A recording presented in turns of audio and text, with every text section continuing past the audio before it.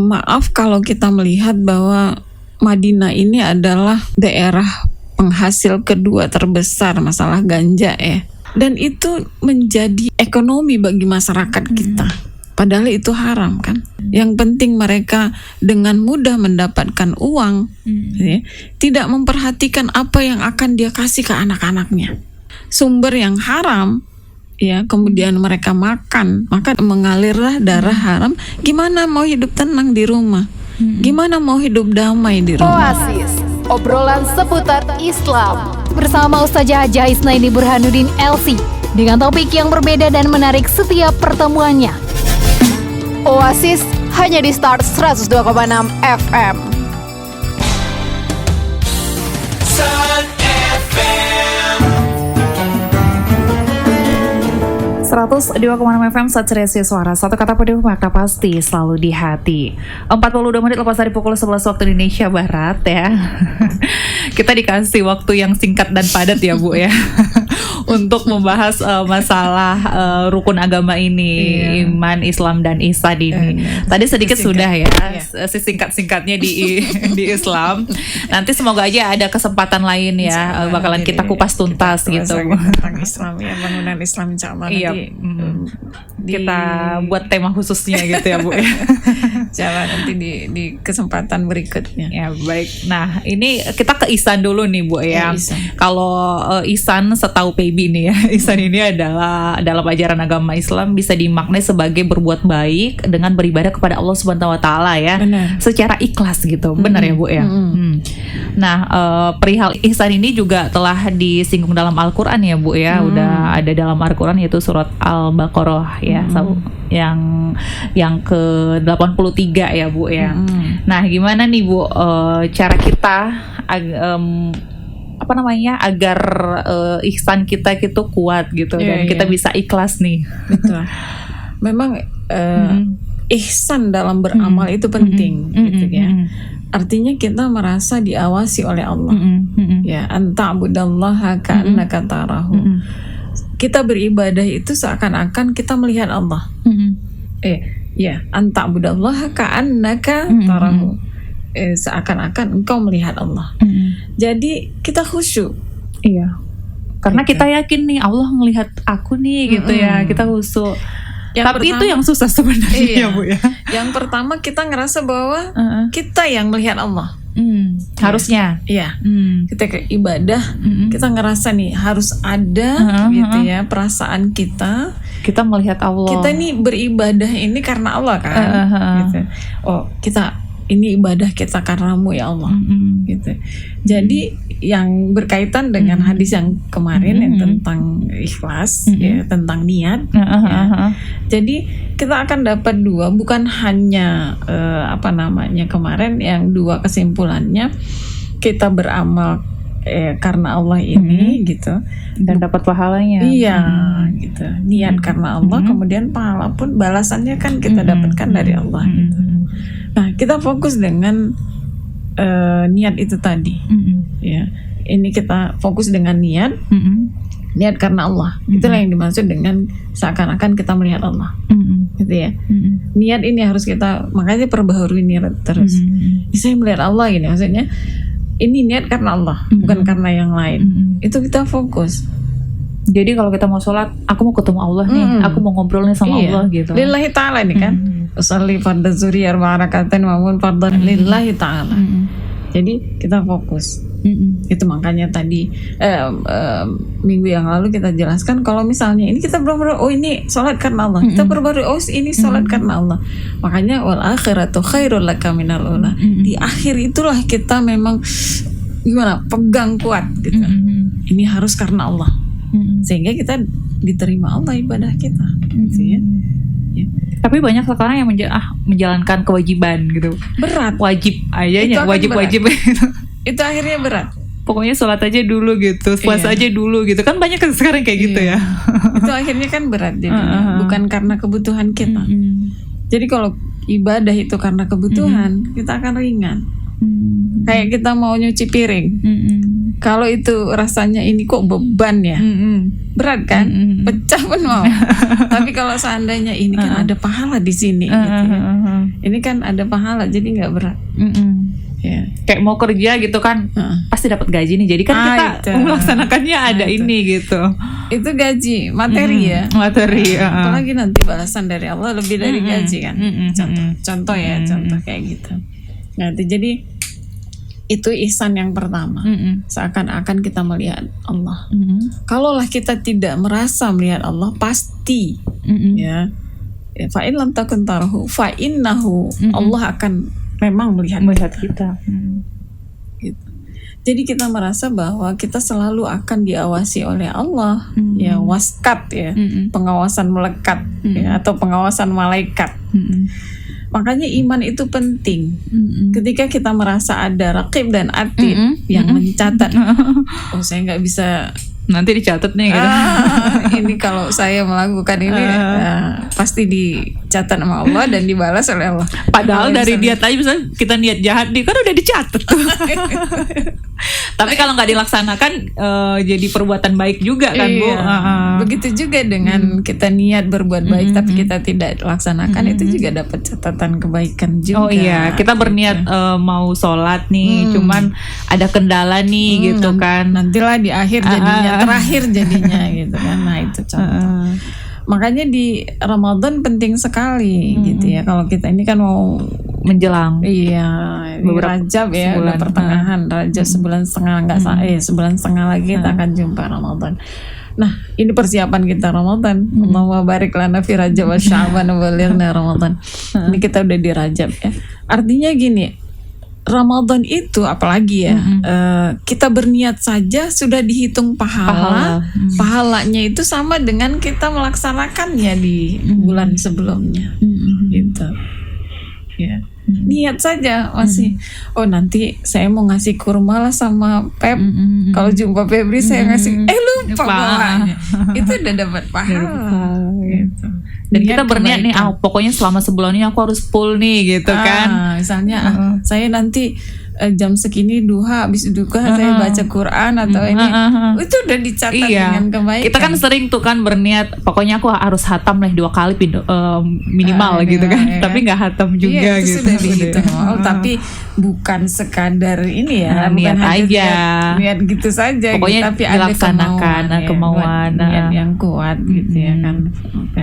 Nah ini jadi ihsan itu kita ngerasa bahwa ibadah kita itu karena Allah dan meyakini bahwa kita itu dilihat ya, amal kita itu dilihat oleh Allah. Jadi ibadah kita itu akan produktif gitu. Ada kenikmatan tersendiri ketika kita melakukan ibadah itu karena Allah gitu ya, karena merasa diawasi oleh Allah, ada kenikmatan sendiri ya. Dan jangan lupa gitu ya, seperti kisah 3 orang yang berada dalam gua yang diselamatkan oleh Allah itu ya karena ini gitu. Dia melaksanakan karena ini gitulah, Keikhlasan. Iya. Dia ngerasa diawasi oleh Allah dan dia ikhlas karena Allah gitu. Nah itu ya ihsan. Dan terakhir mungkin ya sedikit tentang kiamat ya. Ini penting juga kita bahas karena ini ada berkaitan dalam hadis ini. Ciri yang pertama atau tanda yang pertama yang disampaikan oleh Rasulullah SAW adalah bagaimana seorang ibu melahirkan tuannya. Nah itu ciri di hadis ini ya.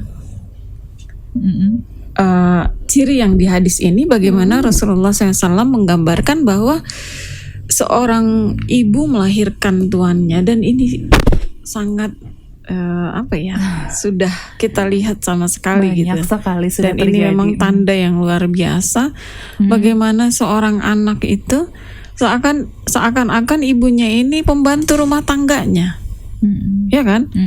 Kalau mau minta ini mana duitku. Tapi Ini kan terkadang orang tuanya nggak merasa begitu Bu. Orang tuanya merasa aku sayang anak aku gitu. Jadi kayak gitu. Itulah kita kebablasan. Jadi ketika kita mendidik anak itu ibarat kita bermain layangan. Tau nggak Pep? Tarik, ulur. Jangan mengulur terus. Ya, sehingga terjadi anak yang memang zaman ini adalah zaman yang ini ya, apa namanya, Serba salah. Kadang dikerasin takutnya nah itu. Jadi bagaimana menjadi seorang ibu yang memang smart ya, yang memang betul-betul gimana, memang terkadang sulit untuk menjadi seorang ibu di zaman now ini gitu. benar banget. Generasi apa namanya sekarang ini? Gen Z. Gen Z. Menghadapi Gen Z. generasi Gen Z susah. Iya, sekarang kan generasi yang memang serba instan ya. Maunya mudah ya. Dan terkadang apa namanya, cenderung apa ya istilahnya kalau anak zaman sekarang ini, Mereka nggak mau menikmati repot. proses. Iya, nggak ada mau nggak menikmati repot. proses. Nah, inilah terkadang kalau seandainya orang tua hanya menyerahkan kepada anaknya saja tanpa dibimbing gitu ya, maka terjadilah yang kita tidak ingin nih. Tapi memang banyak juga sekarang orang tua memang yang nggak sempet juga gitu membimbingnya. Jadi makanya ngasih yang instan aja nih ke anaknya, yang udah beres aja nih gitu kan. Banyak sekarang. Apalagi gitu. sekarang gadget ya, gadget bisa mereka Kuasai, peroleh dengan mudah gitu ya. Nangis dikasih gadget, nangis sedikit anaknya udah lah, yang penting diam, kan gitu. Padahal itu hal yang sangat berbahaya, ya. Dan memang terkadang memang kita seharusnya tidak belajar ke barat 100% gitu ya, bahwa kalau dari segi saya kurang setuju juga kita ngambil sepenuhnya psikolog dari barat itu. Karena kalau dalam ajaran Rasulullah Shallallahu Alaihi Wasallam kadang tidak sesuai dengan apa yang diajarkan oleh psikolog ya. Kayak contohnya saja ya, di dalam Al-Quran dalam surah Toha itu ya, wa'mur ahlaka bis-shalah wastabir 'alaiha. Apa pelajaran dari sholat, Pep? Pelajaran dari sholat itu mendidik anak-anak untuk disiplin. Ya, kapan diajarkan wa'mur ahlaka bis-shalah wastabir 'alaiha, artinya perintahkan anak keluarga kalian itu sholat dan sabar terhadap perintah itu. Sabar terhadap perintah untuk melaksanakan sholat. Terkadang gini loh Pep, seorang ibu sholat, anaknya nggak bangun. Nah dia taruh lah ya, kalau dia sholat misalnya, anaknya nggak bangun, udahlah biarin aja, dia masih tidur. Lagi masih kecil juga, kasihan gitu kan. Nah itu ya. wastabir 'alaiha, sabar terhadap perintah itu. Sabar itu artinya kita tetap sampai dia sholat. Jangan sampai kita biarkan dia tanpa melaksanakan sholat. Karena sholat inilah yang tadi kita sebutkan tiang agama dalam dirinya. Kalau kita tidak tegakkan tiang agama itu susah. Karena sholat inilah, perhatikan waktunya. Jadi disiplin kita dalam sholat itu. Ya benar-benar. Itu yang pertama. Yang kedua adalah gimana masyarakat kita ini berlomba-lomba dengan bangunan, dengan rumah, mempercantik rumah, sementara yang lain dibiarkan. Dan ini memang sudah tanda-tanda kiamat yang disampaikan oleh Rasulullah SAW sudah terjadi gitu ya. Dan di depan mata kita. Tinggal lagi kita lah gimana cara wanti-wanti dan berhati-hati dengan apa yang disampaikan oleh Rasulullah SAW. Ya. Kalau kita melihat ini semua ya, hadis yang disampaikan oleh Rasulullah SAW ini memang tidak ketinggalan zaman, ya, artinya apa yang diajarkan oleh Rasulullah SAW itu sangat kita butuhkan pada saat sekarang ini, terutama kondisi iman ya masyarakat kita ini yang terkadang menghalalkan segala cara dan tidak memperhatikan bahwa itu adalah kemaksiatan, gitu. Itu kadang karena kurangnya iman, ya. Maaf kalau kita melihat bahwa Madinah ini adalah